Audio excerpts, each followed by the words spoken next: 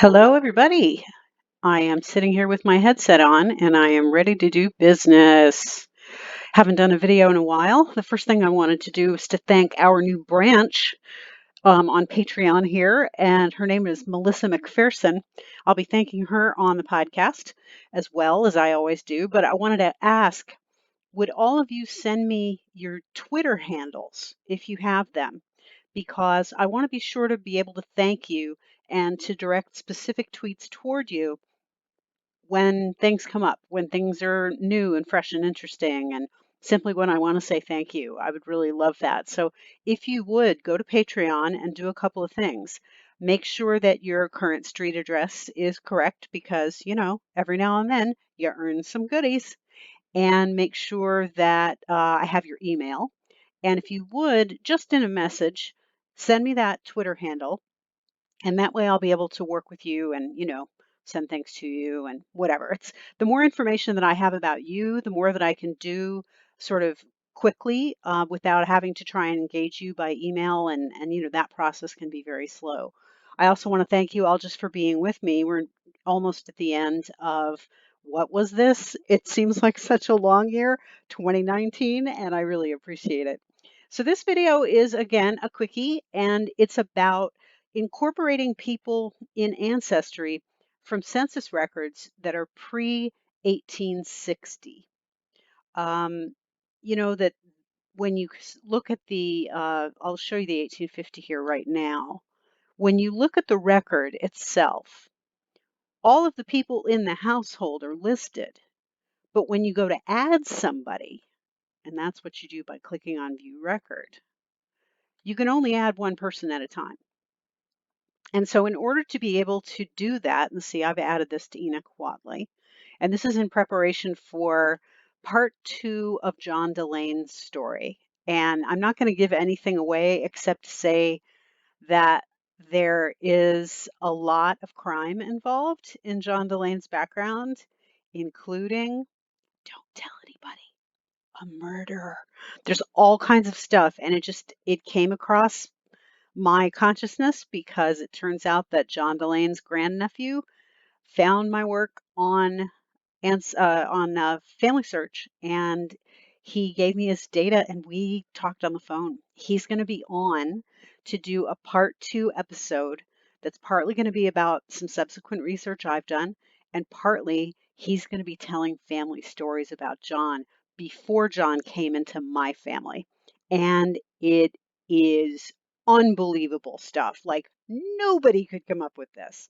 So anyway, doing some background work on John Delane's first wife, Martha Gaines, and I wanted to prove or disprove one of the contentions that John Delane's family made about Martha Gaines and her background. The basic thing that you hear a lot, right? She was Native American, or as they said, she was Indian, but I know that meant she was Native American. Yeah, well, unless there's something going on in terms of marriage that I don't understand, all documentary evidence is that that's a bunch of hooey. And so I'm proving that out to make sure that we're right on the episode by working this one particular family right now, the Watley family. I have Watleys in my family. I'm kind of curious as to whether or not my blood relatives tie together with John Delane's marital relatives. So this is going to be fun. Anyway, I'm working the 1850 and I've attached it to Enoch Watley, who was born in 1810 in Louisiana, probably in Catahoula Parish. And here's what I've got. I've got some Tories and some Ursaries who come into the family a little bit later, as I've seen. Here's Enoch. Here's Susan. You have to go down one. Here's their daughter, Elizabeth, their daughter, Narcissa. Narcissa is the focal child in the Watley family to come down another generation. And then you skip over Mary, and then we've got William and Caroline. Now, I'm going backwards because Enoch died. And so I was working with a record that showed Enoch's wife, Susan, here as the matriarch of the household and that she was a planter. So I'm going backwards to try and find everybody I can, basically, on prior census records. Now, when things are recent, that's not usually what I do, but you have to do what you can do and be as linear as possible. So I've added this to Enoch, and what I have to do is, because this doesn't add to the entire family all at once in one, mouse click, I had to open a second um, tab, go to Enoch, and manually add the names of his children. So I got these all of these kids over here are from the 1860 census. Okay. So now I'm going to the 1850, and I wanted to show you what you have to do, because it turns out that there's a child on here, Elizabeth, who is not in the 1860 census. Obviously, she died before the 1860 came around. That happened a lot. There was a lot of, um, child mortality. So this is what you have to do. So here's Elizabeth.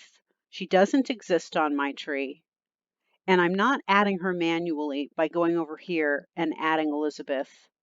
I could just add Elizabeth as another child. This is one way to do it.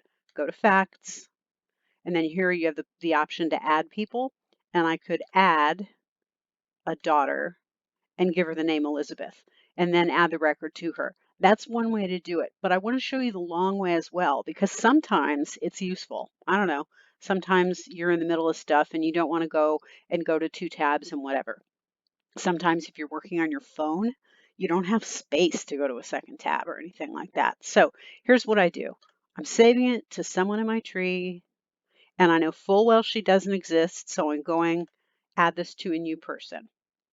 Now, all it does is it creates the basics. It doesn't actually add the record very well. So what it says is we've already filled in some information for this person based on the record you're saving. You can add any additional information you have. Okay, groovy. First thing I'm going to do is I'm going to add the family search format of Louisiana, United States, not USA, and not leaving out the country altogether. And I'm saving her. Now, she's here and she stands alone right now. She doesn't have parents. Nothing else is there except her. And if you'll notice, the information about where she lived in 1850 is not on her timeline. So how do we capture that? We go back to view, we go back to view record, and we re-add the record to her. It may seem a little cumbersome, and actually it kind of is, but it's totally worth it. So Elizabeth Watley, save to someone, save to someone in your tree. We know she's already there, Elizabeth Watley, and there she is. Now she may end up being, this may end up being a middle name, and I may end up having to merge her later with one of her siblings, but for the moment, this is what I know about her. Now we've got the census record attached to her. We've got where she lived in 1850 as derived from the 1850 census. We've got her birth year as derived from the 1850 census. Now we have to place her in her family. So dad's name is Enoch. We go to select someone in your tree and start typing in the name. He was born in about 1810. There he is. And that's just because I've been holding him in mind. And mom's name, this is why we put surnames for women when we don't know their maiden names in brackets or in parentheses, because I'm going to be able to find her very quickly. If she were just Susan, or Susan with a dash after her, for a last name, there'd be 10 or 12 Susans with a dash in my tree. But as it is, there's only one Susan, parenthesis, What, there she is. Only one. So I'm adding her there. Bam, now she's in the family. And look at that, all those siblings.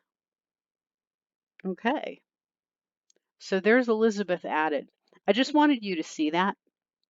There are plenty of hints to work for her, and we'll see whether or not she's actually, there's an M.E. Watley, married to Mr. McCollum, and there's some McCollums, and there's Elizabeth. So it looks like her first initial, oh, okay, Mary Elizabeth. So we can look at the family and see in the siblings, is there a Mary? There's a Mary born in 1842. She was born in about 1844. We'll see as I work the various hints coming whether or not they're actually the same person. because Mary's only on the 1860 and there's no 1850 showing for her here. Let's see what the hints say. So this is what it's like to piece something together when you're going back, and you're going back deeply enough that you're going into those kind of fragmented sorts of non-orderly, census records, the ones that don't fully add to the tree. It looks like this is actually Mary Elizabeth. And so I'm going to be merging them. And this is how to do it. Let's see. I've got something in the way here. Hang on. My screen shows shows the recording information there. Okay, so the way that I would do this is I've got this little thing that's right here that blocks my view of the screen completely, so I'm afraid.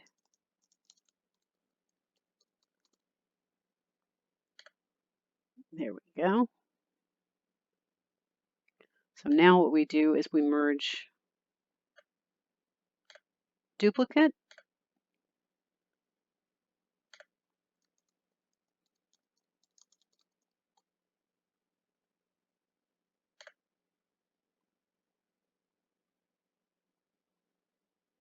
There we go. So we're merging with the best information. We've made our choice of the best information, which is the fullest name and the earliest date, judging from these two census records. So now I can start to work the rest of the family based on what's there. I have to continue and flesh out the rest of the family from the 1850 census. I'm not going to mess around with the rest of that, am I? What just went where? Yeah, there we go. So now I'm going to work the rest of the record. So the difference between these census records is whether or not they fully populate to the tree. If they incompletely or not fully populate to the tree from the record, which means they're only adding one person's information at a time, then you have to work like this, where you're working, you're saying, okay, where's the next person? Here's Narcissa. I'll show you. This is easy and direct because Narcissa is already in the tree. And you can see over here, Enoch's children, there's Narcissa. So I know that when I add this, save someone to my tree, Narcissa, there she is. And you always believe the age as provided on the earliest possible resource. 1850 is the earliest record I've added to Narcissa thus far. So that's what we're going to believe about her. And while I'm here, we're going to clean that up.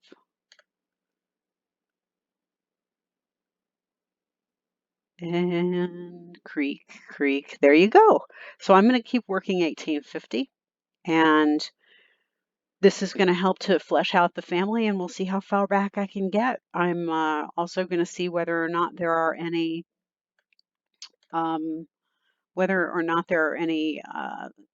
enslavers in this line because they're planters. I tend to think that there probably are. And I'm laying down a challenge for 2020. It's something that I'm going to start doing, and I'm going to ask that everybody else to as well.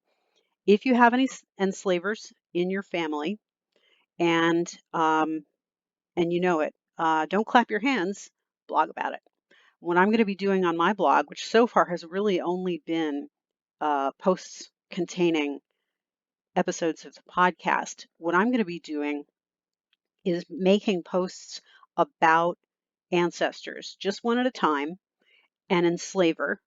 And I'm going to post the graphics of all of the records for that person that show ownership of enslaved persons, with full credit to Ancestry or wherever those records come from, of course, because they are copyrighted, and I'm going to try not to get shut down by anybody due to copyright.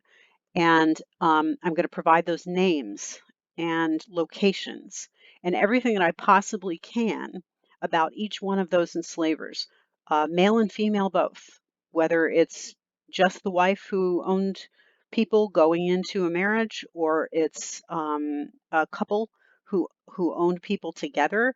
It doesn't matter. I'm going to be providing that information as separately as possible, but I'm going to be providing it possibly on a weekly basis, but on a fairly regular basis. And the reason that I'm going to do this is that people go onto Google and they Google their family names and they Google information that they already have about enslavers and they Google locations and dates.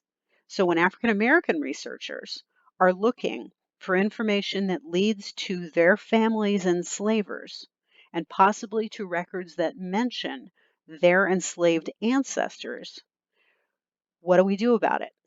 What is a reparational tactic that we can take? And this is the only one that I've come up with that is logical.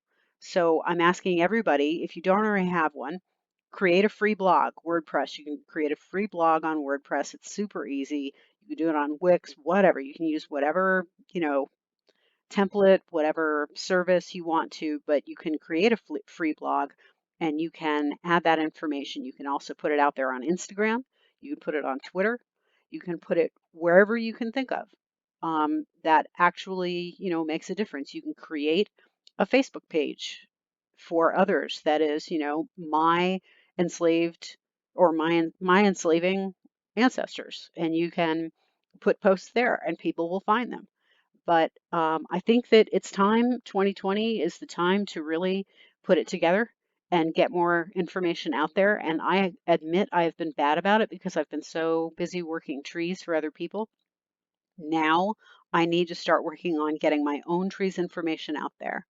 So that's a challenge I lay down to you, and I'm laying it down to you early, but it will be in a subsequent podcast episode, I promise. So thanks for hanging with me for these 17 minutes. I appreciate it.